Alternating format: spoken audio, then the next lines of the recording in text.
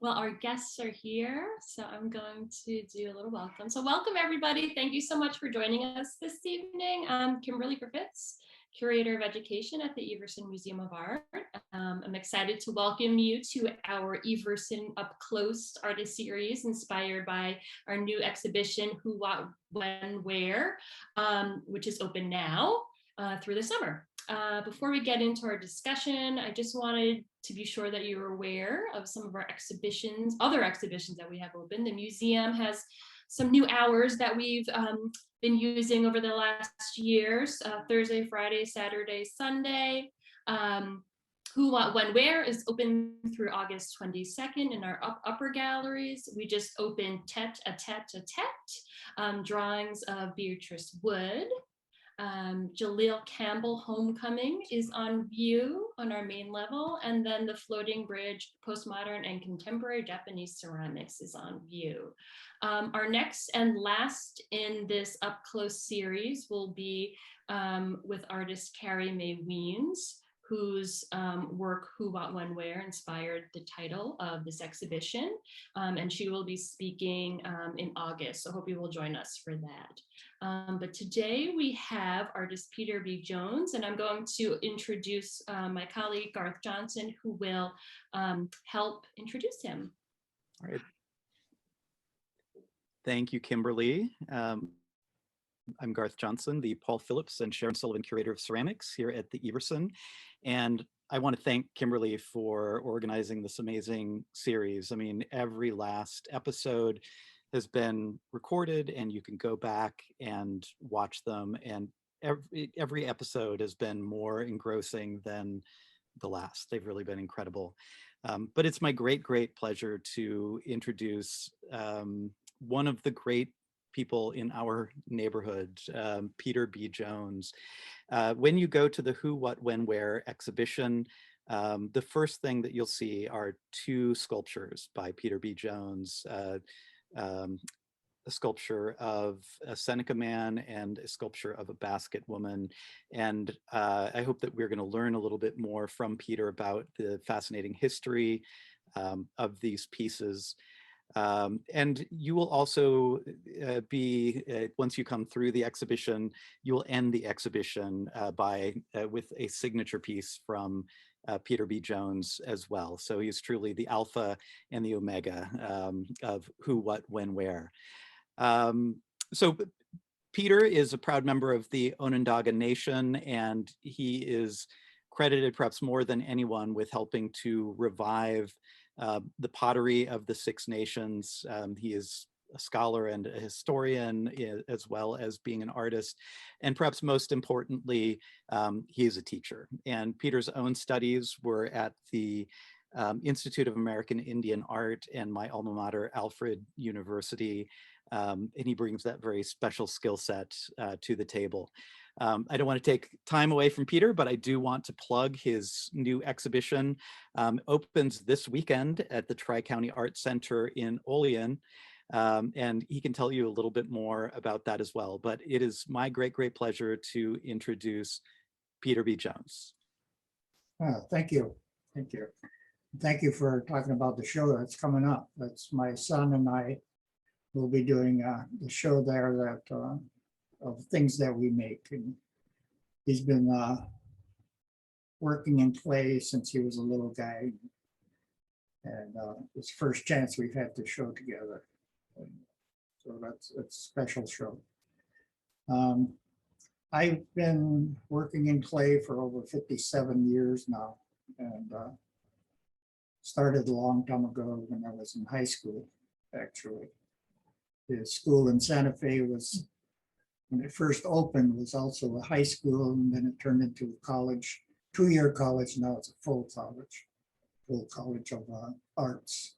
It was sponsored by the Congress of the United States to create a school that was strictly for Native Americans based on our heritage. And it's been pretty following true to that doctrine for forever. It opened in 1963. So that's when I went down there. Now the picture that's on the screen is of the two sculptures that Garth was talking about. And when I was going to school on the reservation, the school was a Thomas Indian school, which was a missionary school on the reservation that took in orphans, and it was called the Thomas Indian Orphanage and Asylum at the time. And they had these two sculptures on the administration building of a man that had a full Western type headdress and a woman that was holding a basket. And they were about 4 feet tall, and they were in a niche above the door openings of the school. And I always looked at them, and they weren't, especially with the headdress, they weren't our tribe, even though the school was supposed to be mainly for Iroquois people. So when I finally got around to it, I decided to do an interpretation of them with the more of a Iroquois dress and theme that to me looked more like our people than the sculptures that were up in the thing. And so I created this one, the lady with a basket, after that piece. They were done by a sculptor named Carl Bitters, who was also the founder of New York Sculptor Society, and was very prominent in doing architectural sculptures and art. So that's what I based these on. The man had a full headdress, like I said, and I changed that to the top knot, and also added a bear claw necklace, which was not on there. And these pieces, I think, are a little over maybe 28 inches tall, something like that, a little over 2 feet. And sometimes I'm limited by the size of the kiln I have, and it's hard to fire anything large.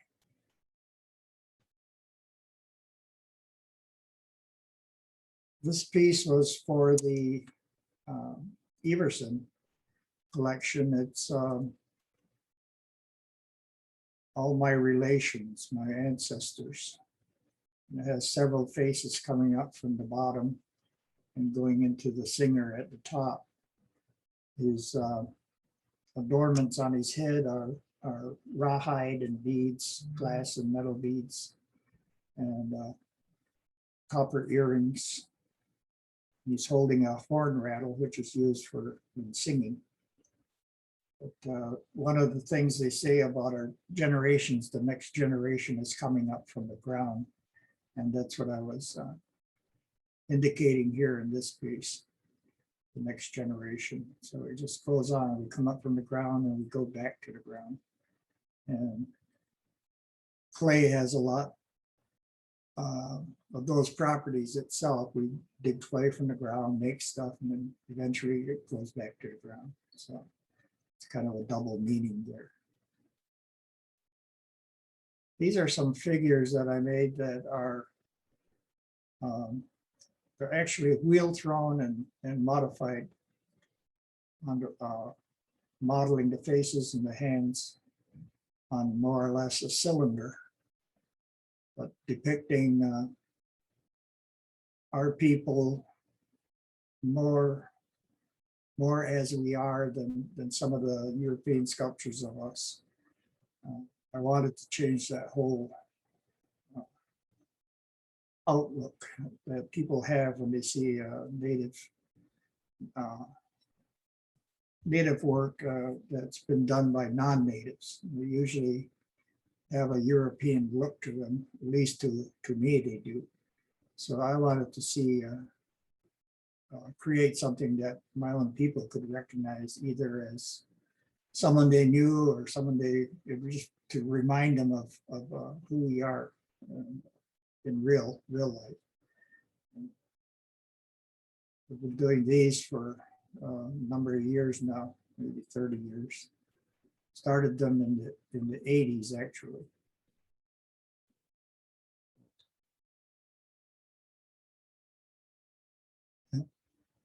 This was on a very early piece during the 60s, and I got into the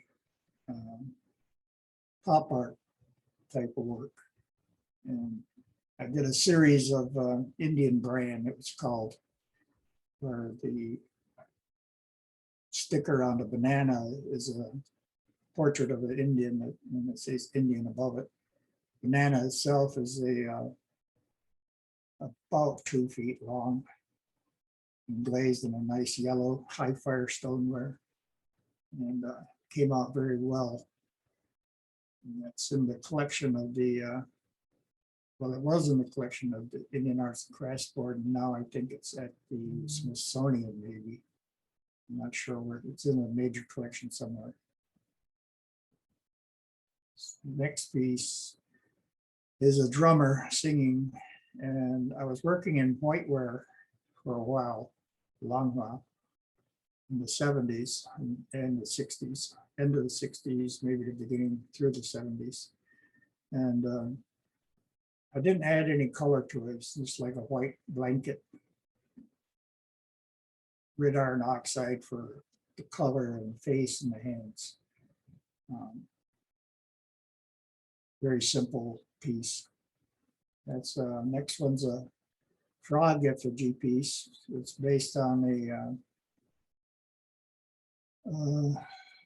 sort of a seed pot, but not really a seed pot. It's more of a mound builder style, which I think we were part of at one time.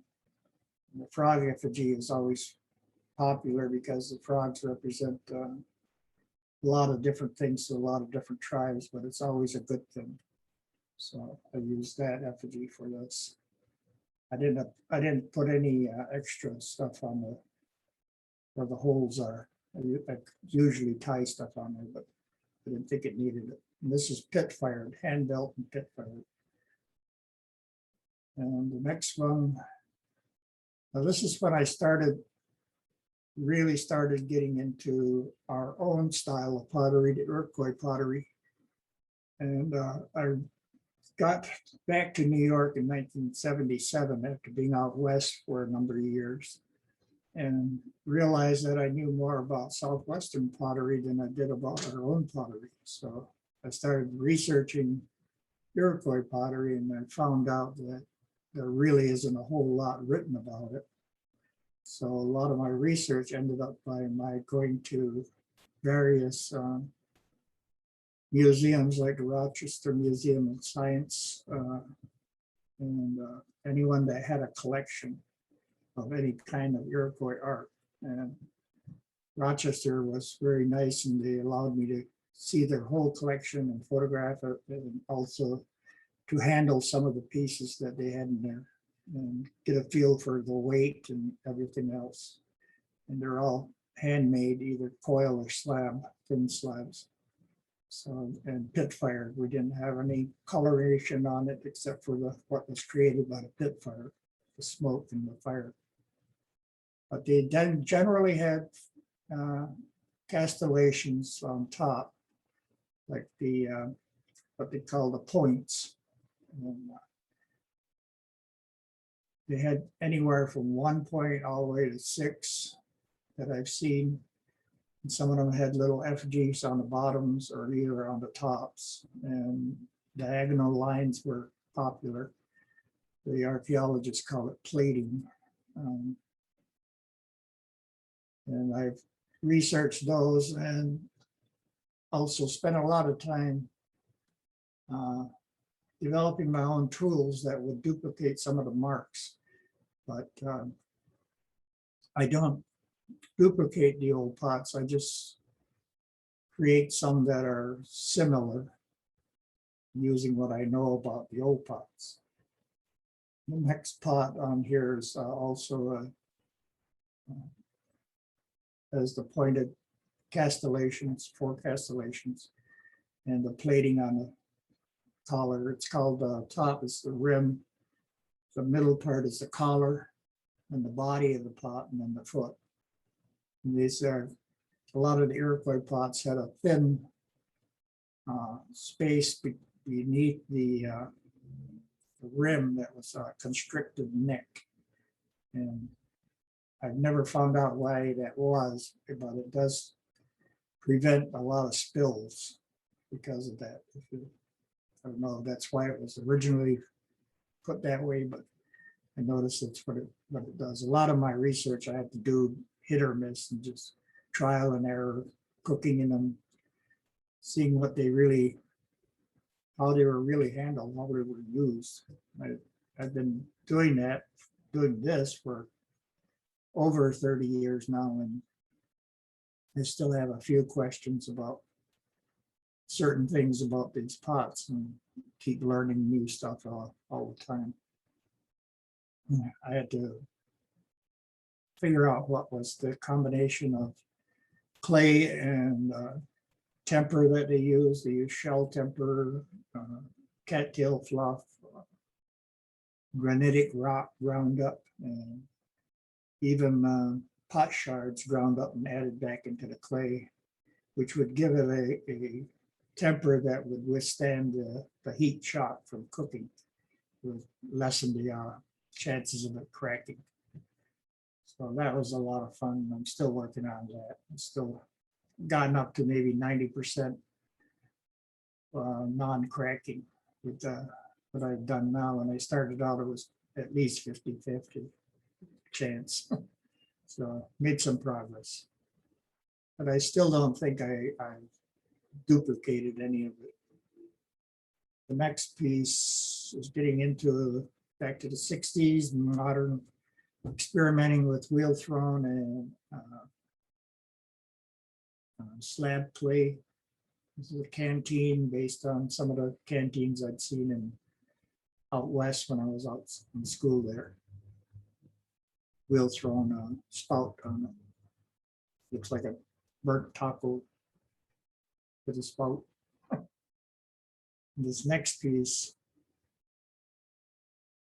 is experimenting with glaze and throwing. I was learning to throw there and using a lot of glazes from either Val Cushing's handbook or my teacher Ralph Partington's handbook, chamois glazes, mamo, and all different types of things. Stuff I learned at Archie Bray Foundation when I was up there for a workshop. Spent a summer learning with different people. Val included, Dave Shaner. Met a lot of important potters up there, like Bob Sperry and just a lot of people that came out of Alfred.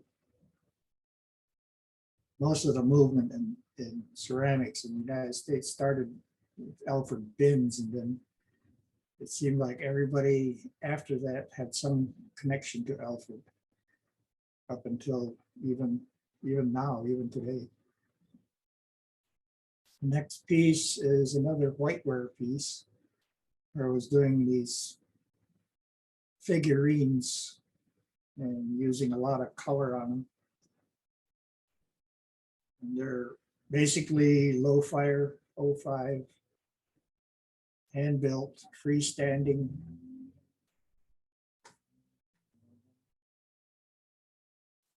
Did a few of these when I was living out west. I lived in Oklahoma, Arizona. Did a lot of these. The next piece is another one from a combination of pit fire and modern bowl shape with 3 drummers, effigies on them. This is in the collection of the Indian Arts Museum. The next piece is also an earlier one of the same type with the face effigies. A lot of our old Iroquois pottery had effigies on them, either animal or human. I thought it was interesting that after contact period, we did more human effigies, which to me signified that maybe we considered the Europeans a different kind of animal. So that was just my thought. Yep. This next one is a shield piece I did in the 1980s with various leathers and blue jay feathers. Wanted it to look like a old piece of leather itself. It's pit fired, which is kind of hard to do with that shape because it's vulnerable to cracking. The white at the top is where the fire was the hottest, and then on below is where it's darker. It's where the fire wasn't quite so hot. If the fire had been allowed to go hotter throughout, the whole shield would be the lighter color. The next one here is actually supposed to be laying down, but somehow it ended up standing up. It looks like he's coming out of the wall. But it was a piece called modeled after Chief Bigfoot, who died in Wounded Knee. But it's the original, he's lying down.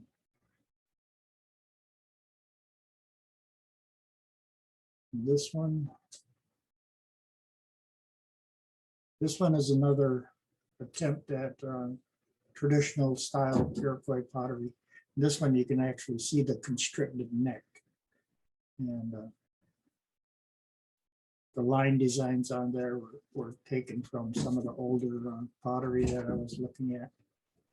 I think our pottery originally began in the mound builders and Cahokia mounds and down south, and the pottery patterns in the pottery trail started down there and came up along the east coast into our areas, and the potteries are very similar all through that area. And even in Kentucky, some of the Kentucky pottery that they found pre-contact are very similar to ours. So I think probably that's where we had started our pottery history. This next piece is a combination of wheel-thrown, pit-fired, hand models. It's just a conglomeration. And it's 9/11. It's called 9/11. And it commemorates the airplanes, 2 airplanes crashing into the building. I have the Screaming Man effigies on here, the diagonal plating of Iroquois designs, and the very pot shape itself is Iroquois with the constricted neck and the rounded belly bottom. A lot of our pots, or most of our pots, had rounded bottoms.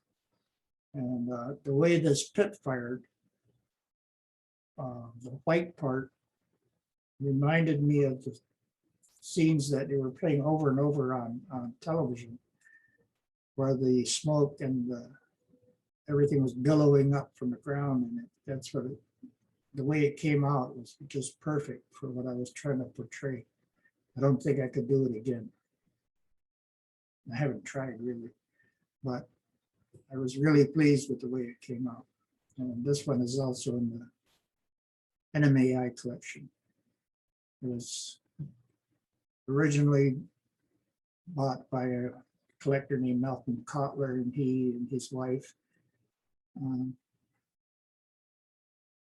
left it to the museum, gave it to the museum, which was nice. This next piece is from the 60s again. And I was doing the Indian brand. This one was a Tuba Toothpaste with some different silver metallics. And the next one is a Joy bottle from the same series, only a little more expanding on the brand of the Indian brand. This one I did at Archie Bray in 1960 something. Should we stop for questions or afterwards? This was the beginning of a series. This is Stoneware with seeds and actually cherry seeds and rawhide leather that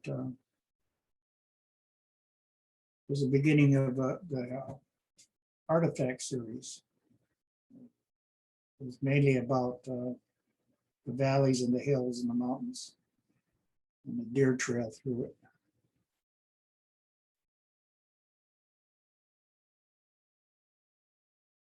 And this is the KoolAid Man. Don't drink the Kool-Aid. His spout is his hair, and the two hands sticking out with their thumbs up, which is actually pretty much the way the KoolAid Man commercial was. It's a very contemporary piece.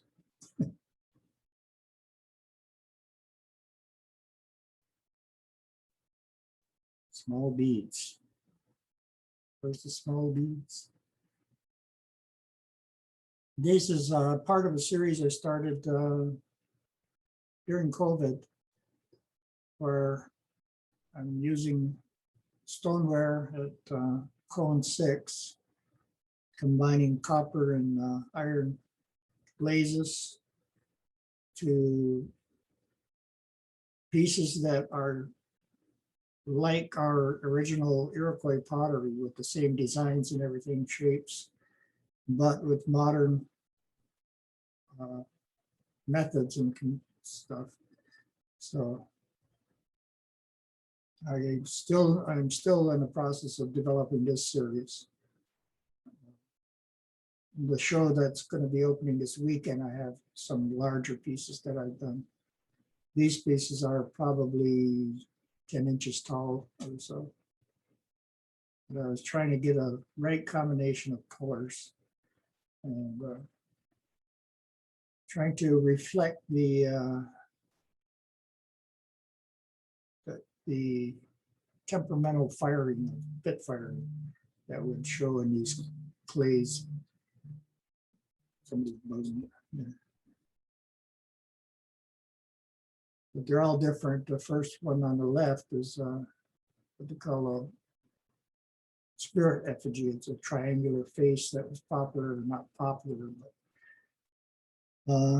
very common among some of our pots. And then the second one on top is also a effigy face. And the bottom middle one is also a triangular one. The archaeologists actually named these spirit pot and things like that. And the names of the pots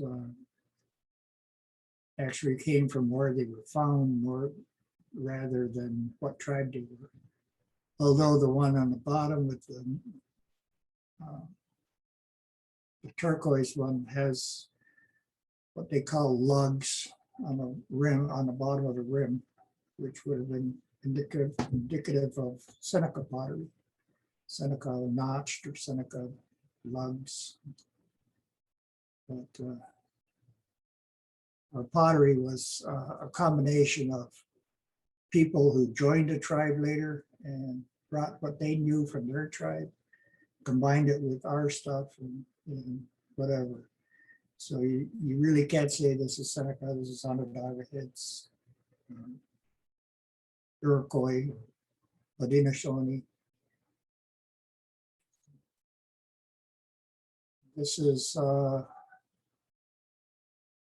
was actually a commission piece that I did for someone in Ohio, combining additions of clay on with the hummingbird and modeling the flowers and things like that.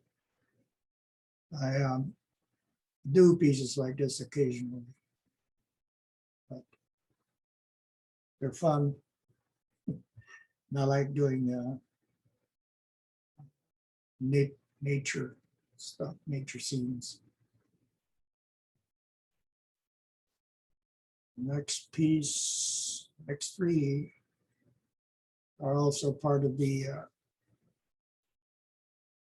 NeoTraditional is what they got named, or the new traditions. It's sort of what my idea of what we would be producing today if we hadn't quit producing pottery.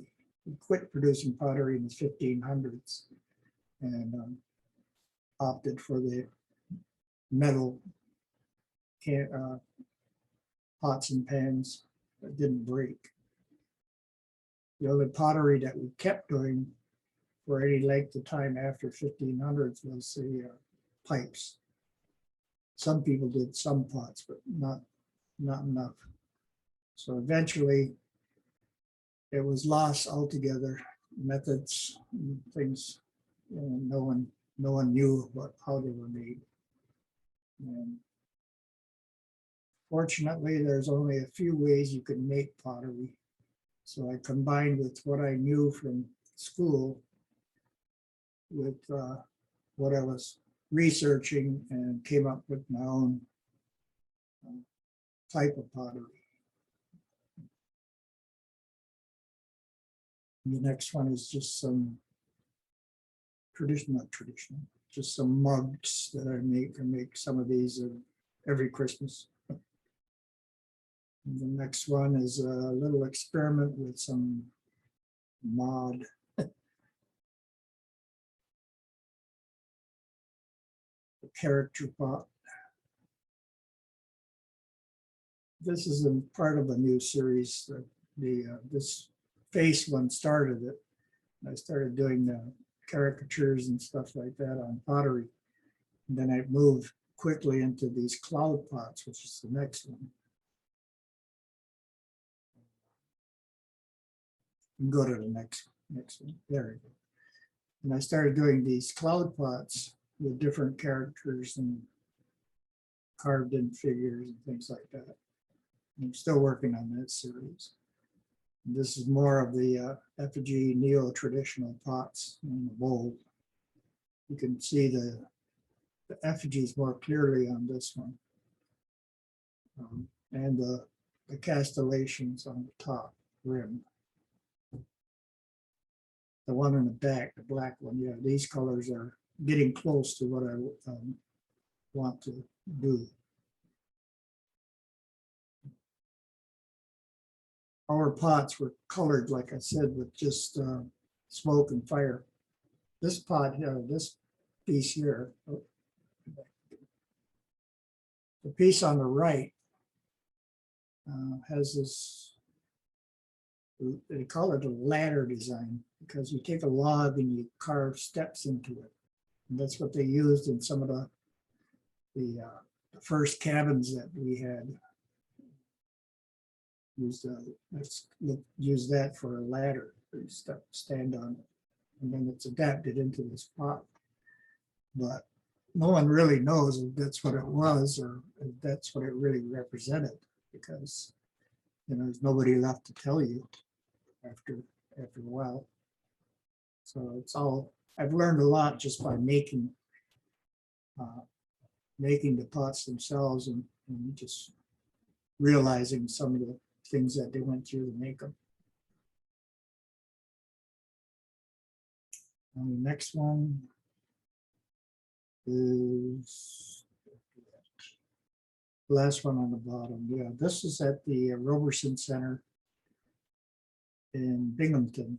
They commissioned it for the opening of their collection, which was artifacts and things.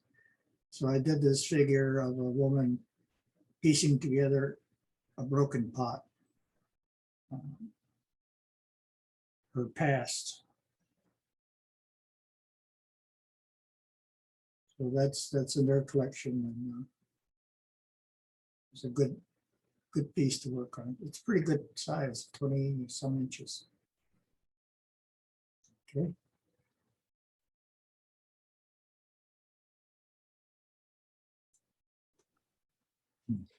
Thank you, Peter. But do we have are there any questions that anyone would like to add in the chat?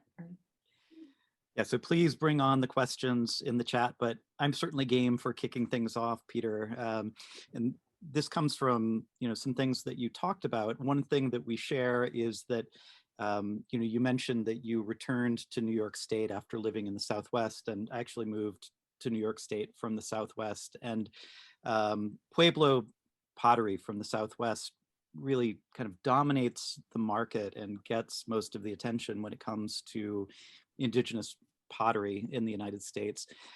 Can you talk a little bit about, I don't know, finding a voice and finding a foothold in a community that doesn't often have room for a lot of different voices, I guess, within this kind of non-monolithic world of indigenous pots? Yeah, our pottery having been lost for so long, 400 years or so, before I started to bring it back, and myself and some other people, there's a family that was in Canada, the Smith family, that were doing a type of Iroquois pottery on the wheel, but they glazed them. So they were a really modern rendition of our pots, but they also preserved some of the shapes and decorations that were used on our old pots. Pueblo pottery has been dominant.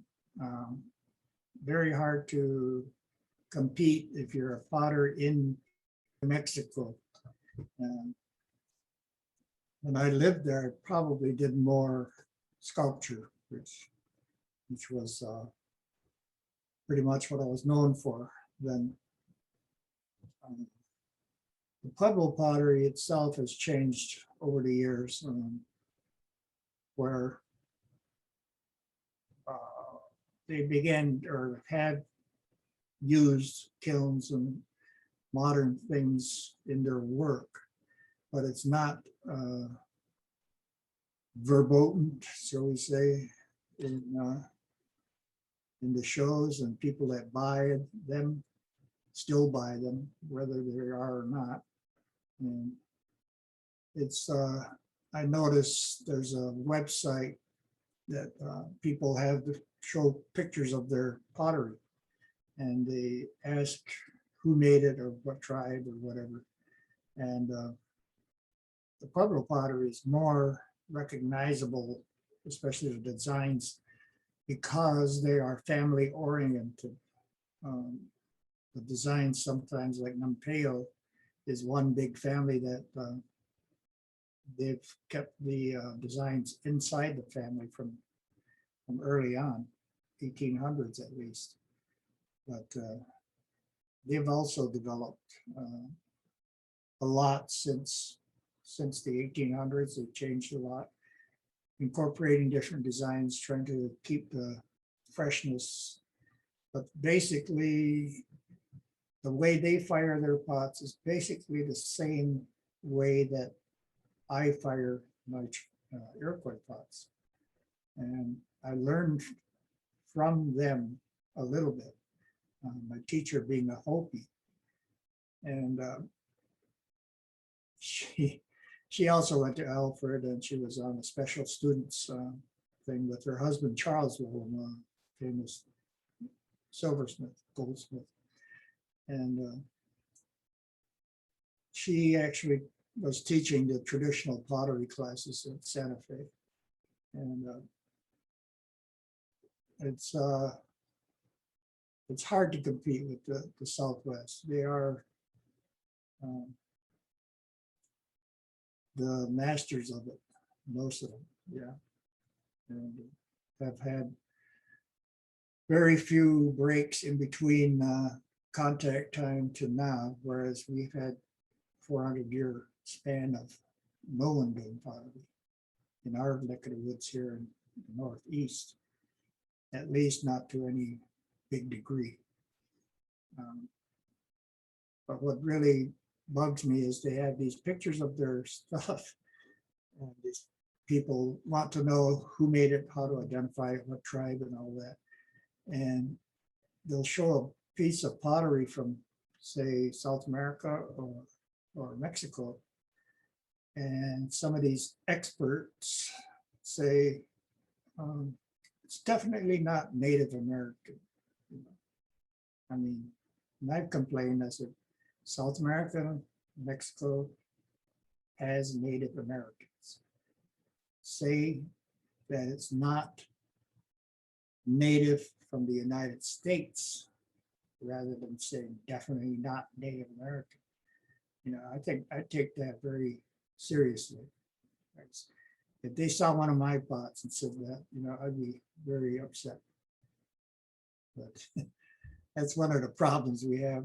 Introducing our pottery, I've gone through the whole gamut of what are you doing? They call it raccoon. It's not raccoon.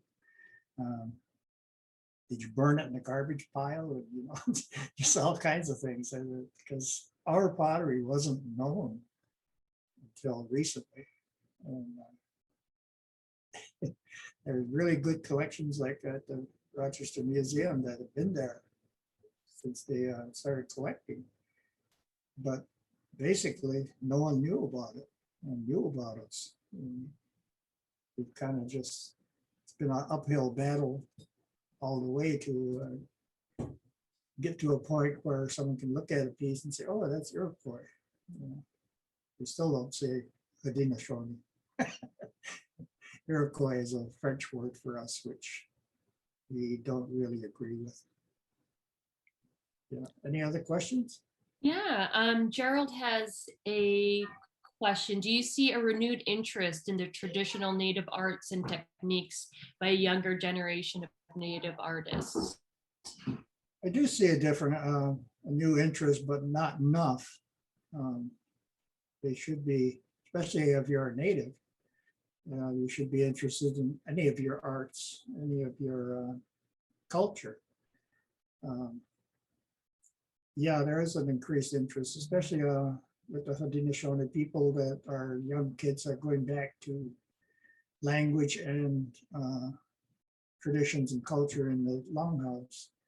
But we're at a shortage of traditional language speakers,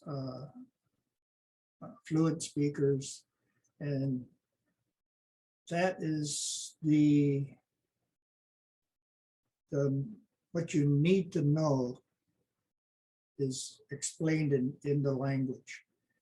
And once you know that, or even an interpretation of it, then you can begin to unravel this whole thing of how we ended up in this culture. We're a real mix right now. Peter, can I interject and can I get you to talk a little bit about moving to Salamanca, where you are right now, and your own desire to leave behind, you know, more indigenous potters than you found, and to your efforts to teach the next generation? Yeah, I moved to Salamanca. I was living in Gowanda, which is a border town from the Cattaraugus Indian Reservation.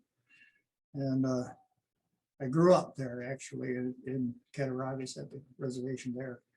I was born there and grew up there, even though in Onondaga, I ended up at Cattaraugus because my mother was at the Thomas Indian School from the age of 5. And grew up there, and then she went on from there to Fredonia, to the State Teachers College, and became one of the first group of teachers from that school, and began teaching on the reservation. So being Onondaga, since we're matrilineal, we go by the mother, being Onondaga, living on Cattaraugus, I don't have the same rights as a Seneca, even though I'm half Seneca. So I can't vote, I can't own land, various things. And I didn't want to move back to Onondaga because I really didn't grow up there, and I considered Cattaraugus my home. So moving down here to Salamanca, I still have classes here. I still have classes at Cattaraugus. My goal is to create a bunch of people that had some some way of learning about their own pottery. To me, that was an eye opener. When I moved back here in 1977, I was more familiar with the Pueblo pottery, Southwest pottery, and I realized that I didn't know anything about our own pottery. So that began the big research project.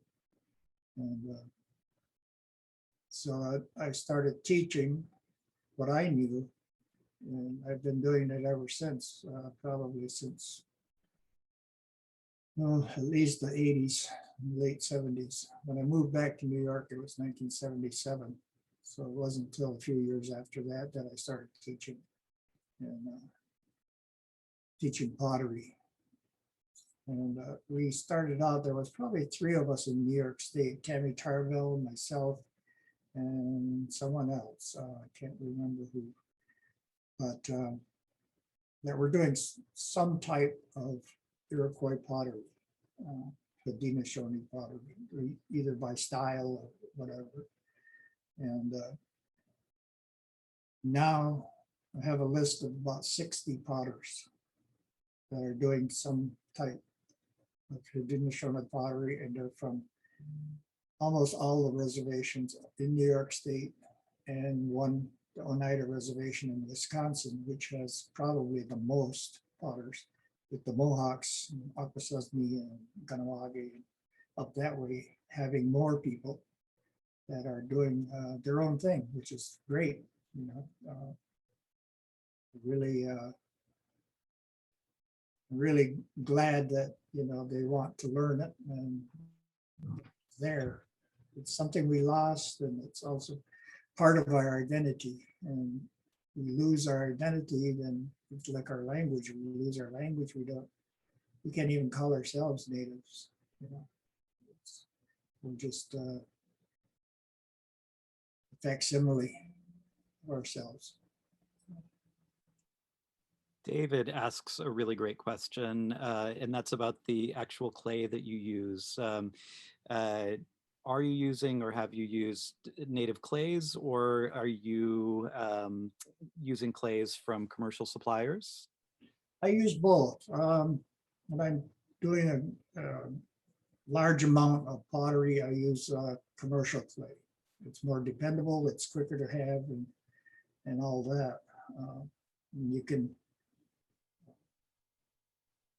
depend on it rather than mixing your own clay. Takes a great amount of time and a lot of work, but I do have different batches of clay that if somebody wants that type of pottery, I can do it.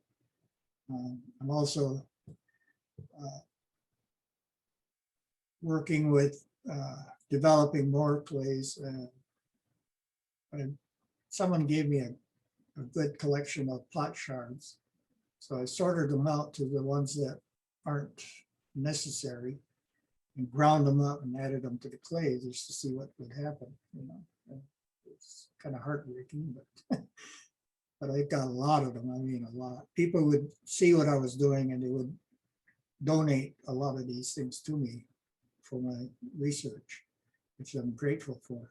So I have a lot of pottery shards, and that's also what I use just to look at and try to duplicate the actual markings on these pots.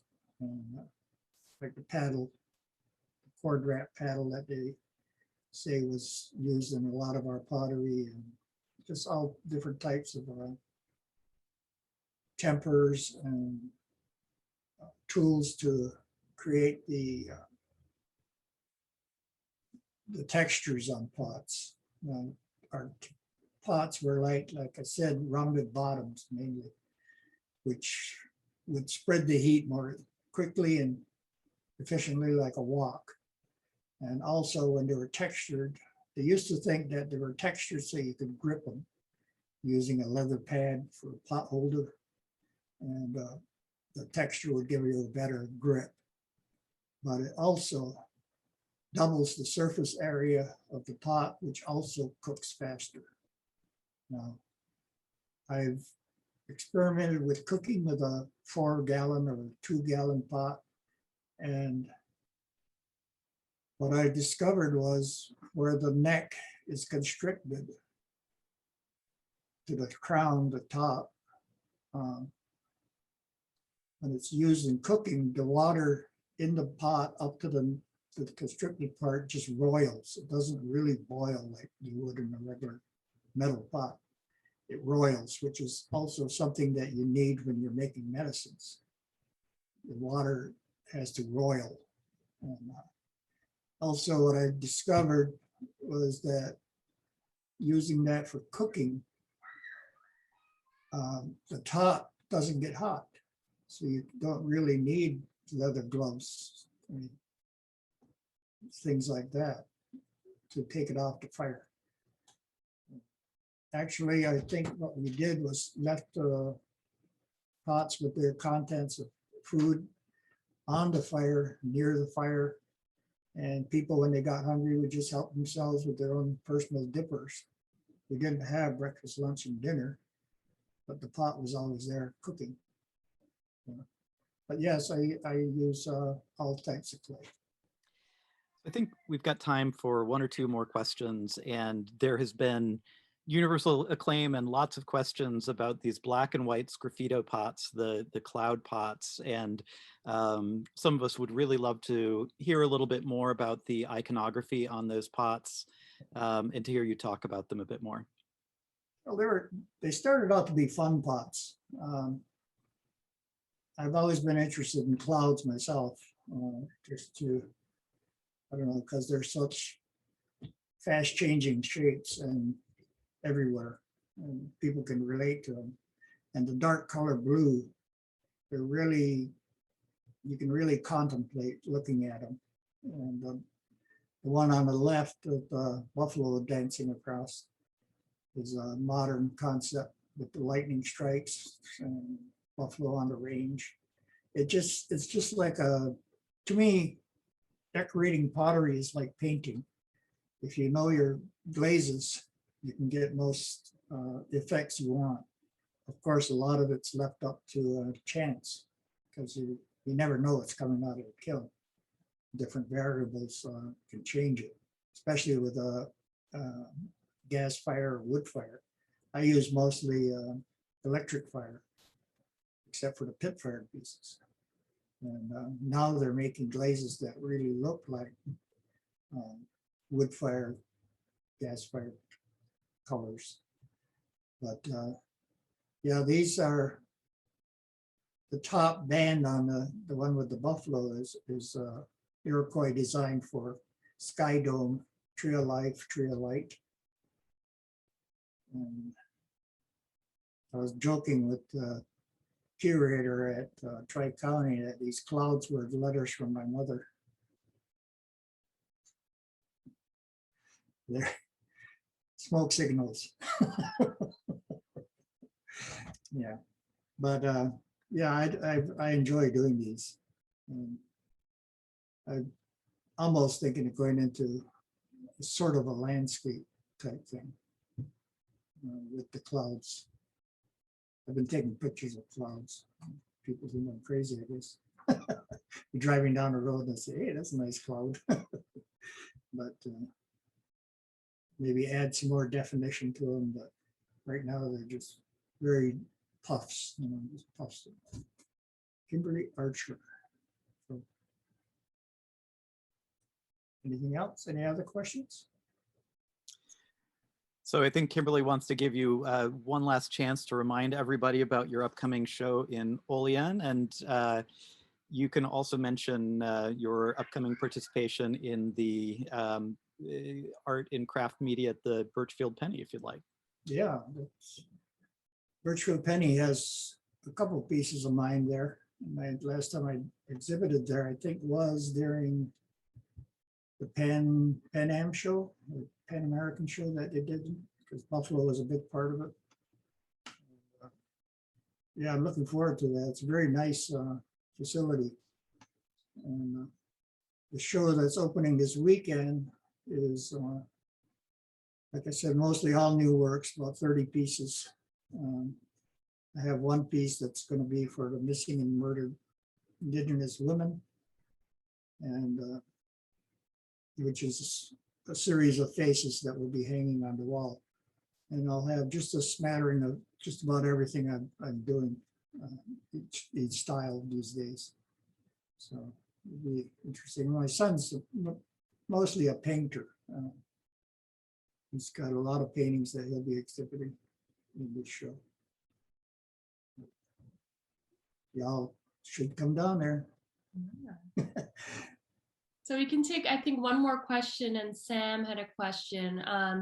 In what ways were pots used traditionally, functionally, ritually, or are we forced to guess based on form alone and location of discovery, graves, etc.? And how do you see or recommend your pots and figures being used today? I really advocate function. They're nice to look at, but if they're used, they're used. You know, that's what they were made for. Our pots were used for everything you use a pot for today: cooking, storing. They were actually a improvement over whatever we stored food in before, because if they were in baskets or anything like that, the mice could chew through them and get to your grain. So the pots were more durable, and they would have a tough time chewing through that.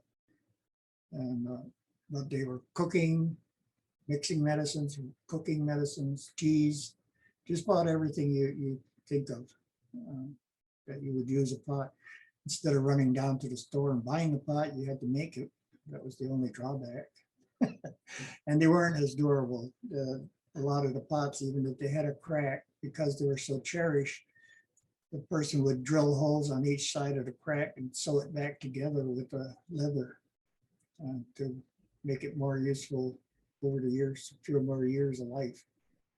My teacher had some dough bowls that she made. They used for like weddings when they made great big amounts of bread. She had these big bowls, and she got them from her grandmother and her grandmother, great grandmother. And she told me, she said that the lower fire ones were the best because they had a little bounce to them. Whereas you get something like, I don't know if you know what Corel ware is. That is a high fired ceramic. And when it drops, it doesn't break, it explodes.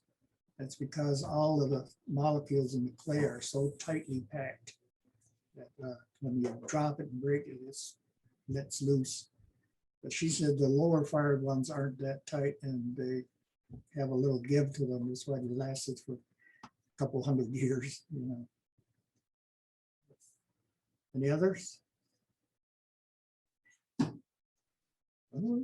I think we have gotten all of them. I just wanted to thank you, Peter, for spending the last hour with us and sharing your art with us, and hope everyone gets a chance to come down and see Peter's work at the Everson. And thank you so much, Garth, for joining in the conversation as well. Thank you, Peter. Thank you, Peter. Thank you all. Thank you. Thanks, everyone. See you Saturday. Bye-bye. Bye, everyone.